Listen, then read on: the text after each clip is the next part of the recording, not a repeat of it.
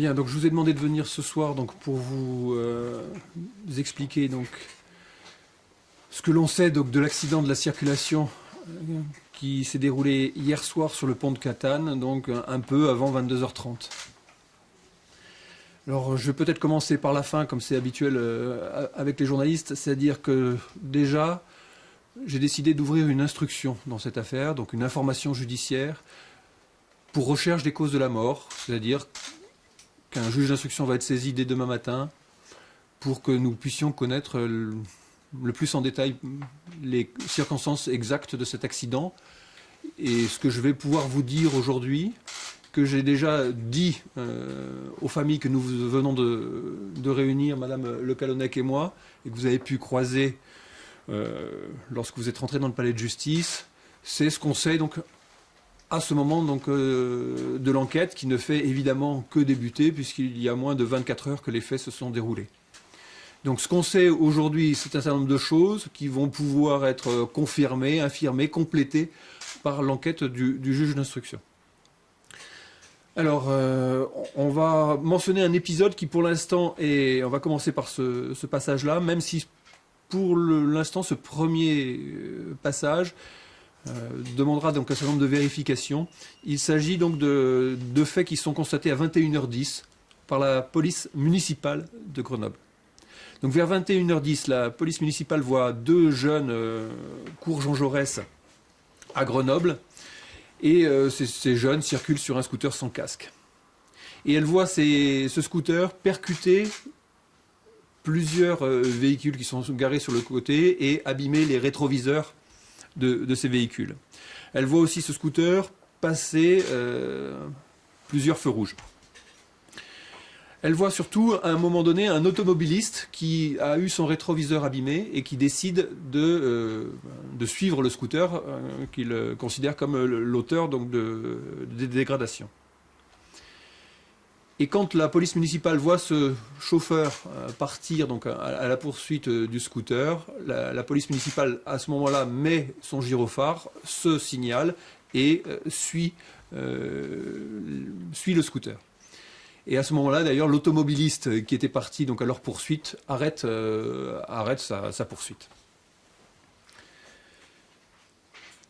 Donc le véhicule de la police municipale se met à un moment donné au niveau donc, du scooter, demande au conducteur du scooter de s'arrêter, ce qu'il ne fait pas.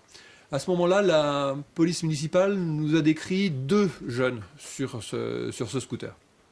Alors je vous en parle parce que nous on fait un lien entre ce scooter qui est contrôlé à 21h10 et le scooter qui sera impliqué dans l'accident vers 22h25, un peu avant 22h30.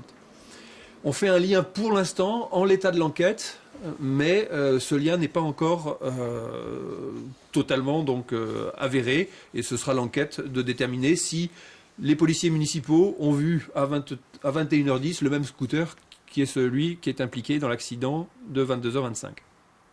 Ce qui se passe ensuite, c'est à 22h un nouveau contrôle de scooter, enfin contrôle, un nouveau véhicule de police, alors cette fois-ci un véhicule de police secours sérigraphié, un véhicule du 17, c'est ça madame la directrice ? Qui est en secteur général, toujours dans ce secteur Jean Jaurès, qui est en service général, pardon, toujours dans ce secteur Jean Jaurès, et qui voit un scooter. Alors est-ce le même ou pas que celui vu par la police municipale un peu avant, qui circule à vive allure, feu éteint, il est déjà 22h, et là, les policiers décrivent ne voir qu'une seule personne sur le scooter. Et une personne d'ailleurs avec des cheveux longs, et ils notent que ce scooter n'a pas de plaque d'immatriculation. Donc la patrouille de police secours met son gyrophare en action, demande au scooter de s'arrêter, ce qu'il ne fait pas, il accélère au contraire, brûle un feu rouge. La police le suit à distance, hein, comme c'est la règle dans ce type de cas. La règle c'est en effet donc, de suivre à distance raisonnable pour éviter donc, de causer un accident. Et à un moment donné, le scooter entre dans le quartier Mistral, et là, la police s'arrête et rend compte de la situation. Il se trouve que c'est bien ça, madame la directrice, tout ce travail donc, de police-secours est relayé sur les ondes de la police. Tout à fait. Ce qui fait qu'un certain nombre de véhicules de police qui sont à proximité entendent cette discussion. Nous sommes en train de suivre un scooter, etc. Et à proximité donc, du quartier Mistral se trouve un véhicule de la BAC qui entend donc, la conversation a priori à la radio, qui n'est pas très loin donc, de l'endroit où le scooter donc, a disparu. Et donc il décide de se rapprocher un petit peu des lieux. Et à un moment donné, ce véhicule de la BAC, c'est un véhicule en fait, un véhicule neutre, c'est pas un véhicule identifié police, c'est un véhicule qui n'est pas connu des uns et des autres. Et à un moment donné, ce véhicule se rapproche donc de la cité Mistral et voit un scooter sortir avec cette fois-ci 2 individus. Dessus, non casqués, et le scooter est bien un scooter déplaqué. Donc la BAC, là, à ce moment-là, commence une poursuite discrète du scooter, puisque le scooter ne s'est pas rendu compte que des policiers de la BAC étaient présents sur les lieux, et les policiers de la BAC sont dans un véhicule banalisé, et donc essayent de voir ce que c'est que ce scooter déplaqué.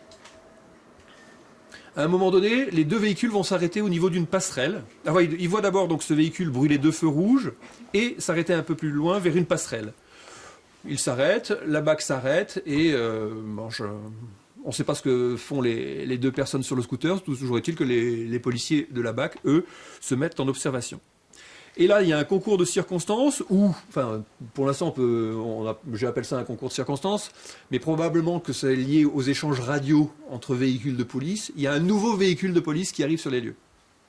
Alors, c'est pas le véhicule de police secours initial dont je vous ai parlé. A priori, non. A priori, non. C'est évidemment pas le véhicule de la police municipale. C'est un autre véhicule de police. Et ce véhicule de police, il passe, lui, il est en action. Alors, est-ce qu'il est intéressé par cette affaire ou pas, on le saura plus tard. Toujours est-il qu'il est donc sérigraphié et il est déjà avec son 2 tons. Et il passe au niveau de la passerelle avec son 2 tons. Et là, donc, les passagers, enfin les 2 personnes qui sont sur le scooter, sont alertés par ce bruit donc, de policiers et se demandent ce qui se passe. Et là, font demi-tour. Et en faisant demi-tour, elles passent au niveau donc, des 4 policiers qui sont dans leur véhicule banalisé de la BAC. Et à un moment donné, sans doute les lumières des phares, ou je ne sais pas si c'est des lampadaires, toujours est-il que les jeunes se rendent compte que dans le véhicule banalisé, il y a en fait des policiers. Ils voient 4 hommes dans un véhicule et ils les identifient comme des policiers et ils partent. Et c'est à ce moment-là que les policiers décident de les suivre et d'enclencher là aussi donc, le gyrophare pour leur dire de s'arrêter.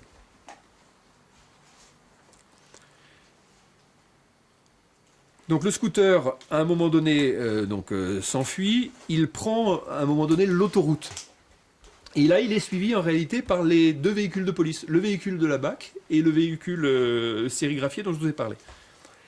Sauf qu'à un moment donné, le scooter va bifurquer sur la droite. Et il va laisser... le véhicule sérigraphié de police va être semé, en quelque sorte, puisque lui va continuer tout droit, alors que le scooter a tourné à droite. Toutefois, le véhicule de la BAC, lui, continue à suivre le scooter et qui se trouve donc à un moment donné au niveau donc, de ce fameux pont de Catane. Selon un certain nombre de témoignages, le scooter ferait à un moment donné une queue de poisson à un véhicule blanc, mais dont on n'a pas identifié donc, le conducteur. J'en profite donc pour faire une parenthèse et lancer un appel à témoins. Si un certain nombre de nos concitoyens ont été témoins de cet accident à un moment ou à un autre, ont vu des choses, qu'ils se rapprochent des services de police qui sont en charge de l'enquête, qu'ils appellent le 17 ou qu'ils se rendent au commissariat de Grenoble, puisque leur témoignage nous intéresse au plus haut point. On essaye donc de faire le point le plus complet sur les circonstances exactes de cet accident. Donc je vous disais, ce scooter est vu faire une queue de poisson à un véhicule blanc, et là c'est l'accident. Et cet accident est parfaitement décrit par le chauffeur du bus qui va être impliqué dans l'accident. Le chauffeur du bus qui, je le précise tout de suite, a fait l'objet d'un test sur l'alcool et d'un test sur l'éventuelle consommation de stupéfiants, et ces tests se sont révélés totalement négatifs. Donc nous étions donc sur un professionnel en parfait état, a priori, de conduire son véhicule, et qui donne une version très claire de l'accident. Il explique qu'à un moment donné, il voit dans son rétroviseur un scooter et un véhicule de police. Et qu'il lui est en train, donc, il est sur la passerelle, enfin sur une passerelle, sur la bretelle, oui plutôt, sur la bretelle, et il s'apprête à tourner vers la droite, en direction du pont de Catane, si je comprends bien, c'est bien ça. En direction de Cessiné. Vous me pardonnerez, mais comme je suis là depuis seulement 2 mois, j'ai encore un peu de mal à connaître exactement la région. Donc il se dirige donc vers la droite, et son analyse de la situation, c'est: je vois un scooter derrière moi et une voiture de police, je vais les laisser passer. Et il décide de se serrer sur la droite pour mieux laisser le passage aux scooters et aux policiers. Sauf que le scooter a pris la décision de doubler le car par la droite. Et en fait, il va se faire coincer entre la paroi droite du car et le parapet. Voilà. Et c'est les circonstances donc, de cet accident. Donc nous avons pour l'instant, alors je ne sais pas si on en trouvera d'autres, mais nous avons pour l'instant une vidéo donc, de caméra autoroutière qui nous montre de façon assez vague la scène. On voit clairement le bus, parce que c'est le plus gros véhicule, nous sommes de nuit, on voit de façon très claire le bus avancer et tourner vers la droite en direction donc, sur le pont de Catane. On voit très mal une sorte d'ombre que les professionnels qui ont l'habitude de ces vidéos identifient comme le scooter. Et à un peu plus tard, alors que le bus a déjà fini son tour et se trouve donc vraiment sur le pont, on voit arriver le véhicule de police qu'on reconnaît facilement à son gyrophare. Donc, pourquoi je vous raconte avec un peu plus de détails cette partie de la scène? Pour expliquer que, en l'état, il n'y a, selon nous, donc, eu aucun choc entre le véhicule de la police et le scooter, ou le véhicule de la police et le bus. Pour nous, donc, l'accident résulte de cette, donc de cet écrasement entre le car, le bus et le scooter et le parapet donc du scooter. Voilà ce que je voulais vous dire sur les circonstances exactes de l'accident. Je vous ai dit donc, pour moi c'est essentiel que je le souhaite, si vous pouvez relayer un appel à témoins, puisque nous souhaitons donc vraiment faire la lumière sur les circonstances exactes de cet accident. Pour vous dire également donc j'ai ouvert une instruction. Vous donner quelques détails aussi donc, sur les 2 jeunes qui ont tragiquement donc, trouvé la mort dans cet accident. Donc l'un était âgé de 17 ans, l'autre était âgé de 19 ans. J'ai reçu donc pendant, je ne sais pas à quelle heure je vous ai reçu vous, hein, mais je pense que je vous avais dit à 18h, je pense qu'il était plus de 18h quand vous êtes monté dans ce bureau. Il était même, j'ai dû les recevoir pendant plus d'1 heure, 1h30, ouais. Enfin, nous les avons reçus tous les 2. Nous avions aussi donc avec nous le directeur général de l'association de nos victimes. Nous avons échangé nos numéros de téléphone. L'idée étant donc d'expliquer donc aux parents. Hein. Nous avons vu les pères, nous avons vu un frère, nous avons vu des oncles, nous avons vu une sœur, donc des 2 jeunes qui ont trouvé la mort dans cet accident. Pour leur expliquer ce que je viens de vous expliquer à vous, c'est-à-dire ce qu'on sait à cette heure donc de cet accident. Choses qui sont susceptibles d'évoluer. Ça, je vous demande aussi de le préciser parce que, alors très vite, vous y êtes habitués comme moi, certains membres des familles ont mis en cause donc, les médias locaux en disant ils disent ça alors que c'est totalement faux, etc. Genre j'essaye de leur expliquer que les médias locaux, ils sont comme nous, ils savent un certain nombre de choses à un moment donné de la procédure, mais que les choses évoluent et qu'au moment où ils écrivent, ils le font sincèrement, mais que, alors voilà, donc ça suscite aussi donc un certain nombre de récrimination, d'agacement, d'énervement que je voulais vous relayer. Donc voilà, en vous incitant donc évidemment mais c'est votre job, donc à être prudent dans tout ça, en expliquant que ce que je vous raconte actuellement, c'est ce que nous savons à cette heure-ci, en fonction des premiers éléments de l'enquête. D'autres vont avoir lieu, et notamment donc une autopsie demain. Nous avons aussi fait le nécessaire, les services donc de police et de justice, pour que les familles puissent voir leurs jeunes donc, dans les locaux des pompes funèbres ce matin, même si ce n'est pas tellement la coutume, si on évite toujours de le faire, parce que bon, voilà, ce sont des jeunes qui viennent donc d'avoir un accident. Mais les familles ont souhaité les voir, donc on a autorisé cette possibilité. L'autopsie aura lieu demain matin. Voilà ce que je voulais vous dire aussi. Si vous donnez donc évidemment donc voilà, juste ce détail qui justifie aussi donc le travail des policiers cette nuit-là, c'est que nous étions donc en présence donc de passagers sur un scooter, certes sans casque, mais les policiers n'auraient pas suivi donc un scooter qui se trouvait juste avec deux jeunes sans casque la nuit. S'ils l'ont suivi, c'est parce qu'on était de nuit, qu'il avait un comportement donc suspect, qu'il avait mis en danger, enfin que les passagers avaient mis en danger, enfin les deux personnes qui se trouvaient sur ce scooter avaient mis en passager les autres usagers de la route, donc en brûlant un certain nombre de feux rouges, en roulant sur le trottoir, en roulant à vive allure. Donc le travail des policiers était totalement justifié et il fallait qu'ils essayent de faire ce contrôle ou qu'ils contraignent ou que les jeunes, à un moment donné, s'arrêtent, laissent le scooter pour qu'on voit ce qu'il en était. Et ce scooter, donc, qu'on a retrouvé seulement malheureusement après l'accident, donc est un scooter en effet volé. Il n'avait pas de plaque, et donc ça n'a en tout cas pas surpris les professionnels, puisque donc un scooter qui circule de nuit dans ces circonstances et sans plaque, c'était pas complètement étonnant. Et donc ce vol est avéré. Voilà ce que je voulais vous dire aujourd'hui. Je suis prêt à répondre à quelques questions. Madame Le Calonnec, est-ce que vous pensez qu'il y a quelque chose à préciser que j'aurais peut-être omis de préciser? Non, c'était très complet. Bon, voilà, on va peut-être s'arrêter là. Je réponds à une ou deux questions si vous le voulez. Puis, bon.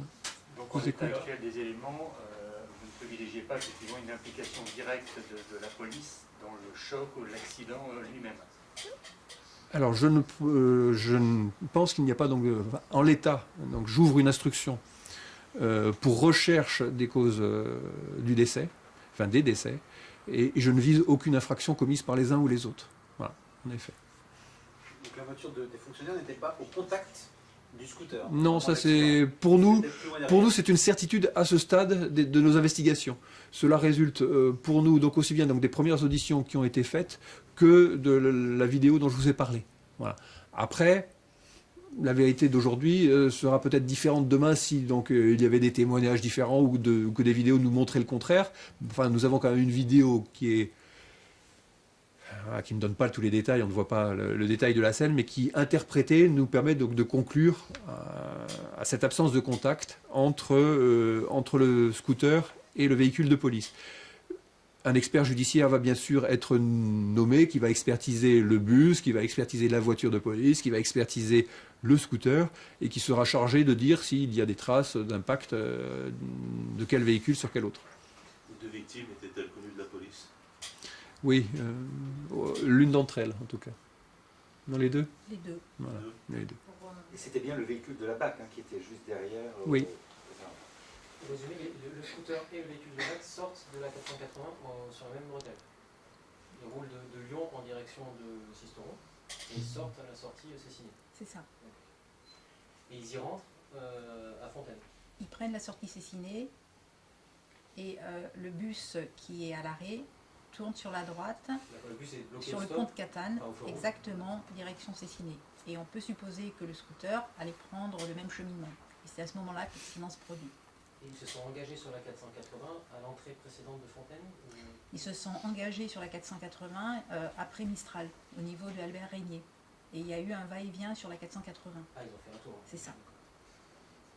Il semblerait qu'il y ait un témoin qui filmait la scène et qui ait diffusé cette vidéo sur un réseau social. Moi je ne l'ai pas encore vu, donc je suis preneur du lien si vous l'avez. Voilà. Vous l'avez vu les uns? Non. Non, Moi je ne l'ai pas encore vu en tout cas, j'en ai même pas entendu parler encore, donc il y a peut-être des choses qui circulent. A priori, qui montrerait que le scooter est tombé avant d'être percuté par le bus. Alors, Ce qui est possible aussi, puisqu'à un moment donné, il y a un témoignage qui parle d'avoir vu donc, le scooter zigzaguer. Voilà, donc l'information judiciaire a pour objectif donc, de nous dire un peu plus ce qui a pu se passer. Voilà. Ce qui est certain, c'est que la cause du décès, c'est que le scooter donc, les passagers du scooter ont été écrasés donc, entre le bus et le parapet. Voilà. Est-ce qu'aujourd'hui vous faites le lien avec les échauffourées, les distensions, les voitures brûlés dans le quartier Mistral. Ah bah oui, je crois qu'on fait tous le lien, hein, c'est certain. Donc dans la foulée, en effet, on n'en a pas parlé. Il y a eu donc des incidents au quartier Mistral, et donc nous avons notamment à déplorer donc un incendie donc du hall d'entrée de l'école d'infirmières, si je ne m'abuse, et l'incendie d'un local associatif. Une petite dizaine de voitures brûlées. Et Est-ce qu'un une dispositif dizaine particulier de voitures est brûlées. en place ce soir? Oui, bien sûr. Dans le quartier,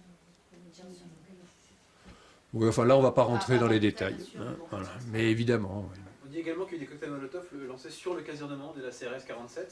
C'est vrai ou c'est pas vrai? Alors, il y a eu des tentatives de dégradation. Honnêtement, je ne sais pas les modalités de ces dégradations, donc je ne veux pas gloser là-dessus. Je n'ai pas le détail. Toujours est-il qu'il n'y a pas eu de dégradation forte sur les locaux de la CRS. Mais sur le nombre de personnes qui ont participé à ces tensions, on nous a dit 40, après on nous a dit une centaine de personnes durant les derniers une mois. centaine. Ou une centaine? Une centaine Une de centaine, personnes. on est d'accord. Vous disiez que les deux jeunes étaient connus des services de police pour quel type d'infraction?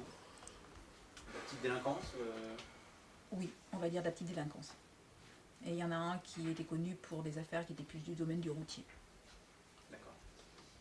Et là, pour l'instant, on n'est pas capable de dire quel était le chauffeur du scooter.